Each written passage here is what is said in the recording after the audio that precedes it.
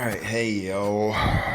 Just got back from a little 2-day Pinehurst trip with my family. My wife and daughter tried golf for the first time. I think they liked it, and I think we'll get them back out there. But the reason I'm filming this inside is it's rainy and nasty and yucky, and just don't want to be outside right now. And number two is we have technology, which we can do what we want to go over in this video with technology. So we don't actually have to be boots on the ground. But this is my land, my new property. And here's what I'm looking for. I'm looking for some help, advice from people who have extensive experience in irrigation. And let me start off by saying I understand irrigation very well, especially all the basics. You know, if you're running,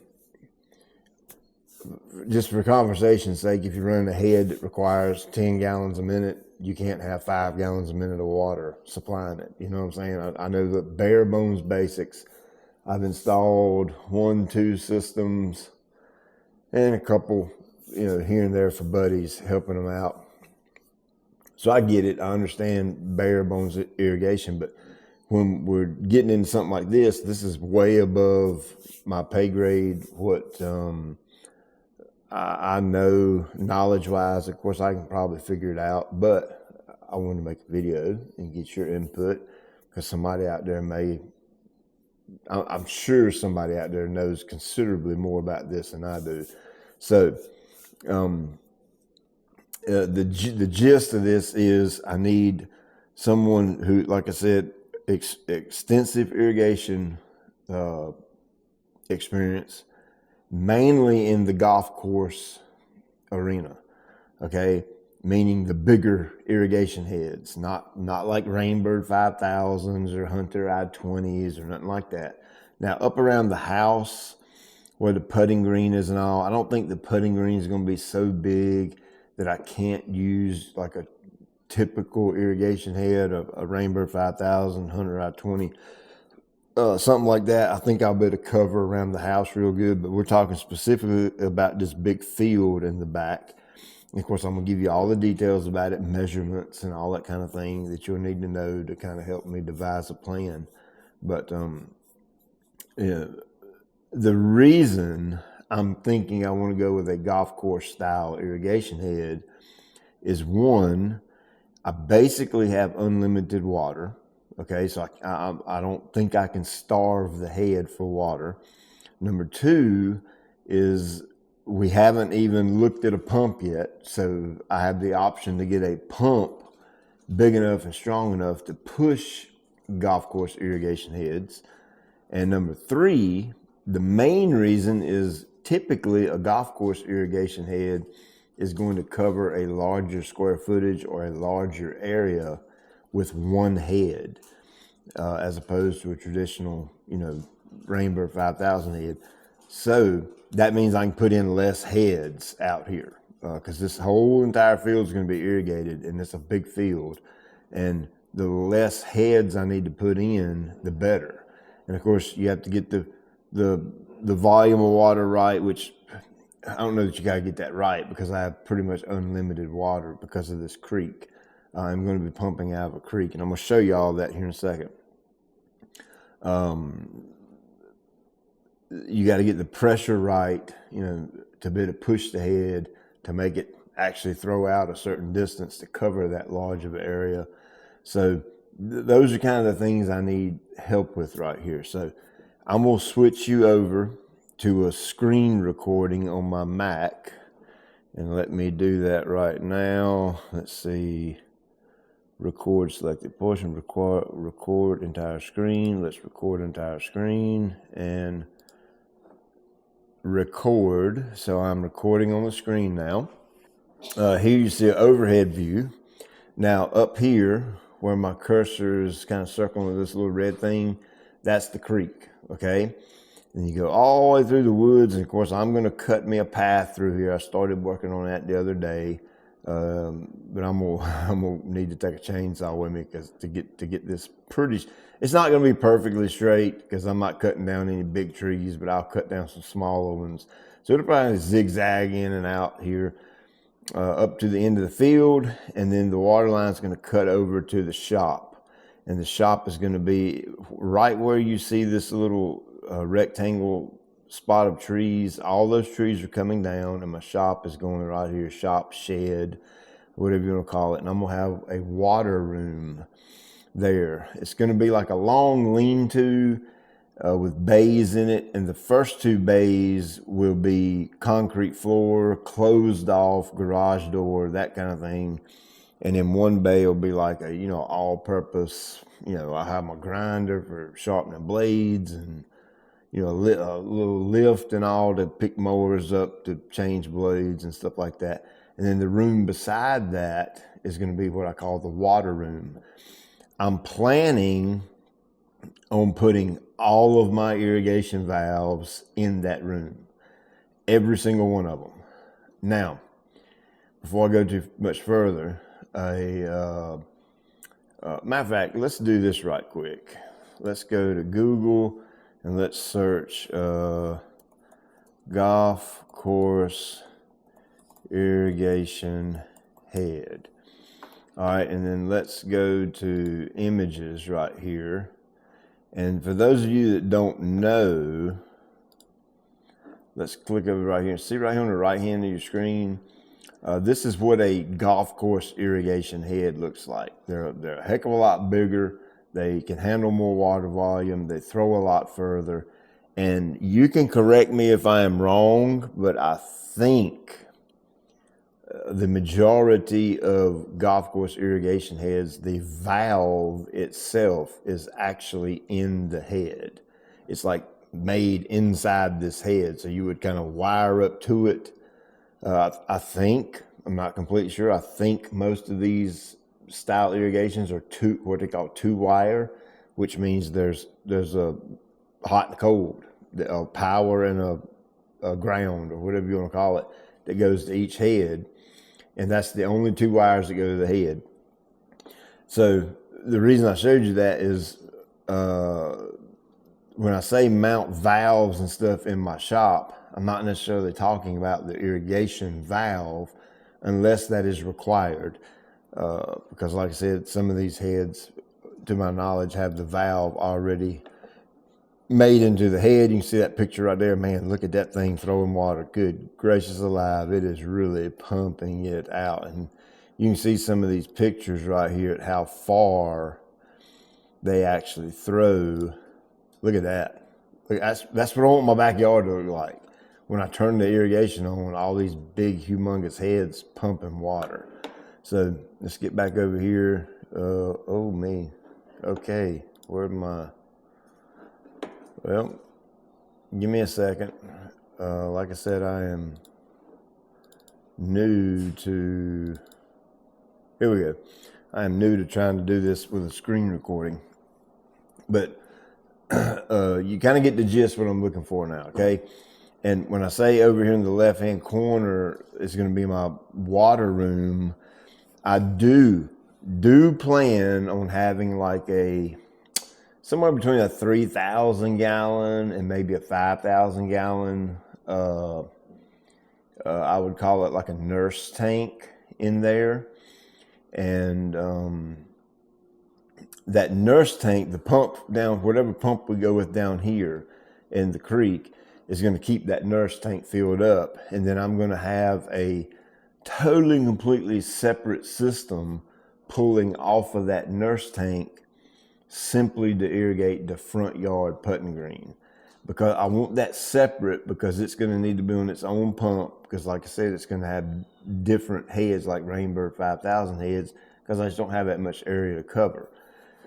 But in this room right here, in my shed, inside this room, there will be all the valves, like on-off valves and winterizing valves and just any kind of thing to do with the irrigation. Okay, I'm thinking about this when I get 70 years old.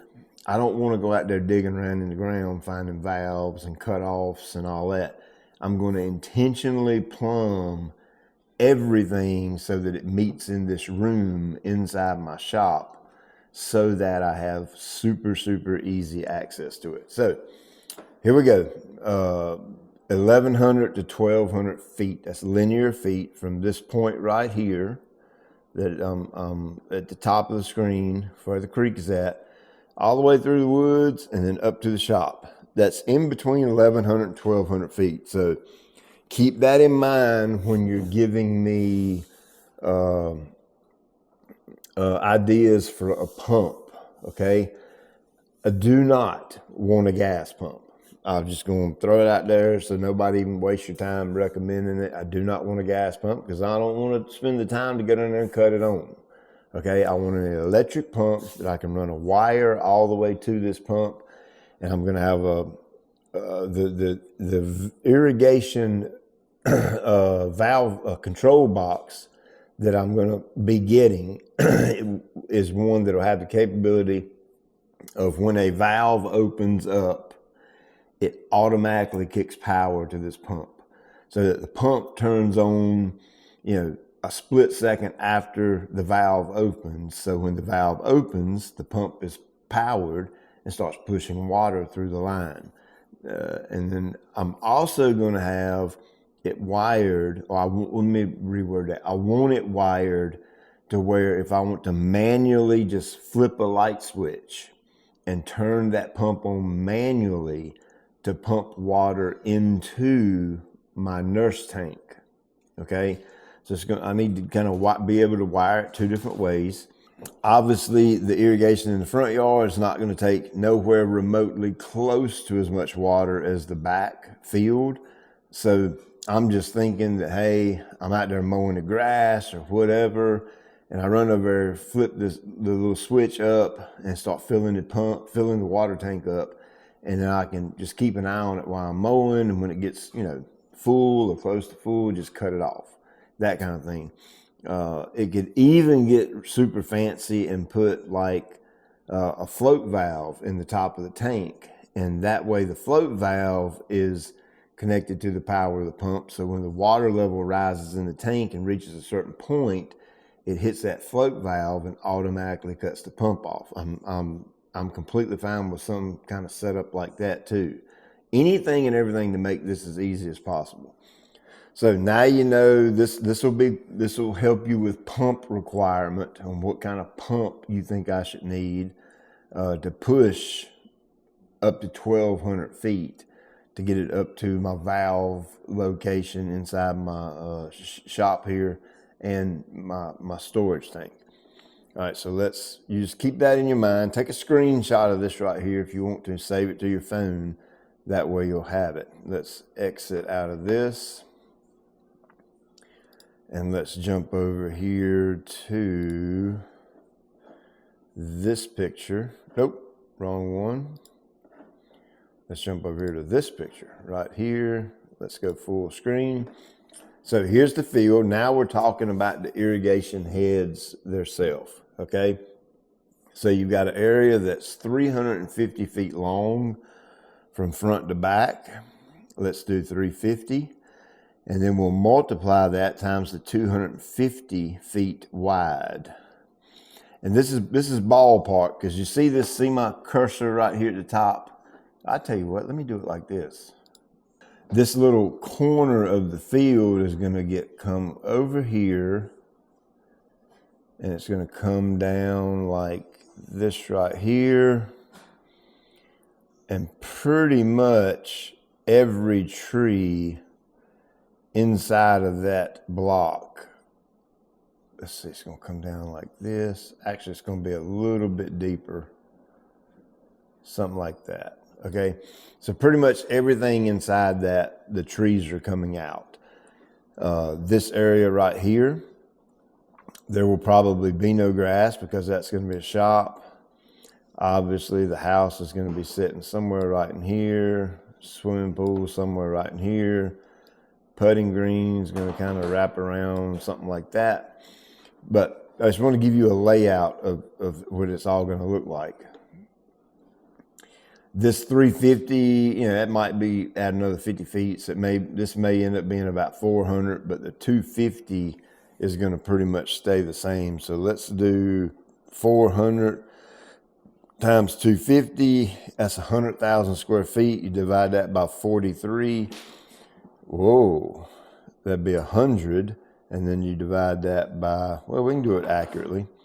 What was it? 400 times 250, it's 100,000 divided by 43,560 in an acre equals 2.3 acres is roughly what this field is going to be of turf grass. Now, once I get out here and get this all laid out, marked out and graded, you know, I'm going to have zoysia along the outer edges, kind of like all right in here, kind of come up through here like this. And then everything, then the target green is going to be about right here. And pretty much everything right here in the middle is going to be Bermuda, okay? So 400 foot wide, 250 feet across. I'm unsure if I'm going to like put a zone running along the edge of the zoysia like that. And, you know, it'd be the same thing over here, something like that. And these heads would only spray this way, okay? Like that and like that. And then have the big rotors, the big golf course rotors, like right down the middle of the fairway of the Bermuda, something like that. I'm unsure if I'm gonna do it that way or do I want to do strictly the golf course heads and kind of do them something along these lines. Now, of course, I'm just kind of throwing this out there for a drawing. I haven't done any measurements yet. That's your job, is to help me figure out, well, how far do they throw, with what pump do I need, what PSI do I need, what power wire do I need, all that. Then that'll determine how far the head's going to throw, and then that will determine the spacing out here. So I'm just trying to give you all the numbers to help figure this out. Do I want to do it? And the reason I'm thinking the way you're seeing on the screen now is because zoysia and Bermuda, the watering requirements aren't going to be crazy different. I mean, yeah, I know zoysia requires a little bit more water than, say, Bermuda, but if I'm watering the Bermuda when I'm watering the zoysia, the Bermuda can handle it just fine. It's not going to be like a dramatic difference between the two. If I were planting ryegrass or Bermuda, if I were planting ryegrass or Kentucky bluegrass along the outer edge and then Bermuda in the middle, that would be a dramatic difference in the watering requirements. So I would definitely have separate zones. But zoysia and Bermuda is so close in water requirements, I just honestly don't think I need separate zones for it. So I'm probably going to do this way right here. So now you kind of have an idea of what I'm looking for and how I want to set this thing up, or how I'm thinking I want to set this thing up right here. Let's go to a fresh picture. I kind of already had all this laid out for you right here, ready to go. So where's my little squiggly line thing? Right there it is. So if you got this field and somehow you put heads in the field kind of like this, you know, to me that's minimal versus if I've got 400 feet and I've got what Rainbird 5000s, let's just say they spray 25 feet, 400 divided by 25, I'd have to have 16 heads going down like this and then 25 foot apart. Let's see, it was 250 divided by 25. That'd be 10 rows. I mean, you can imagine 10 rows of 16 heads apiece. That is just an absurd amount of irrigation heads, because I got to buy these things, okay? I know golf course irrigation heads cost more than a Rainbird 5000 head, but my gosh, what is that? That's 16 and then 10 rows. That's 160 heads. And I just don't think I want to buy 160 heads, if you know what I mean. Even if there have to be 4 rows and 4 deep. Of course, like I said, I haven't done any of the actual math on this to figure out, well, what in the world do I need? How many of each do I need? But let's just move these over here. That looks a little weird. So something like that. Maybe I need 3 rows wide with 3 to 4 of the golf course irrigation heads. I don't know. I mean, that's the whole purpose of the video, is to get your input on it, some of you irrigation guys. So that's what I'm working with right here. And I think I've given you kind of all the details that you would need. My email, let me throw this up here, because sometimes it's not good to do this over YouTube comments.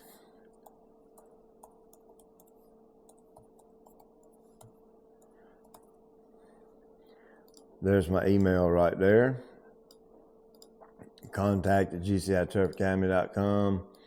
And if anybody has any ideas from the pump, what pump to use, all the way to the, what irrigation heads to use and all that kind of thing. Spacing between the heads. Just any general ideas on how to irrigate a area this large and make it as efficient and as easy as possible. Because like I said, I want this thing set up to be easy. I don't mind spending the money on it. I just want it to be simple and easy, and the least amount of maintenance. And of course, I'm back down here at the creek. Where's that other picture at with the creek? Shows the creek right here. So back down here at the creek, I do plan on putting a tee. Whoa, hang on. Let me get you right. I will have, right before the pump, I will have a tee, or after the pump, probably before the pump. I will have a tee. Well, I want this draw. I'll have a tee with a cutoff valve, okay? And on the other side of that that cutoff valve, it's going to be open. I'm not going to put a fitting in it. So that at the end of the year, when I need to winterize it, I can simply cut the system off, open all the valves up, and open up this cutoff valve. And every bit of this is downhill, all the way from the beginning to the property, all the way down. It's completely downhill, flows back to the creek. So draining the system will be absolutely no issue whatsoever. So I just did want to throw that out there, so to let you know I'm going to be doing that, just to make it a little bit easier. But you see what I got here, you know what I got now. So if anybody can help me out with a email or something, give me ideas on how to do this thing. I'm going to install the whole thing myself. I got the Ventrac trencher, and I'm probably going to, from the creek all the way to the shed, the shop shed, I'm probably going to run a 2-inch line, okay? I found online where you can get those real big coils of 2-inch irrigation pipe that, I can hook to the front of the tractor and roll it out through the woods. And I'm going to bury the whole thing underground in the woods so that, it never gets messed with. But that will be a 2-inch line that supplies my nurse tank and supplies my irrigation, both the stuff in the back and in the front. And I just don't want any lack of volume, so that's why I'm going with 2-inch. And then, it's your job to tell me, going to each individual golf course head, do I need a inch line? Do I need an inch and a half? Do I need an inch and 3/4? Whatever. And then, we'll figure that out when we install it after, I look at all the suggestions and figure out which way is the best way to go. So, up around the house, probably just going to do an inch line. Actually, I'll probably do an inch and a quarter, because I'm going to plan on getting the exact same booster pump that I have out there in my shed here at the house now, and it pushes those Rainbird 5000 heads. I think I can run about 6 of them on a zone with that booster pump. So, I can cover quite a bit of ground with that. But like I said, that's for up around the house, because that area of grass is going to be considerably less than in the field. And that's why it's going to kind of be 2 separate irrigations. It's actually going to have 2 different separate controllers, 2 box controllers. And that's just another reason I wanted the nurse tank, because, if I'm running both systems at the same time, running the grass around the house and running it in the back, I need that on 2 different timers and 2 different water sources. Even though it's all coming from the creek, the field area is supplied strictly by the creek, whereas around the house will be supplied by this nurse tank. So anyway, that's that, and I look forward to emails and helping me out with this right here. Check you later.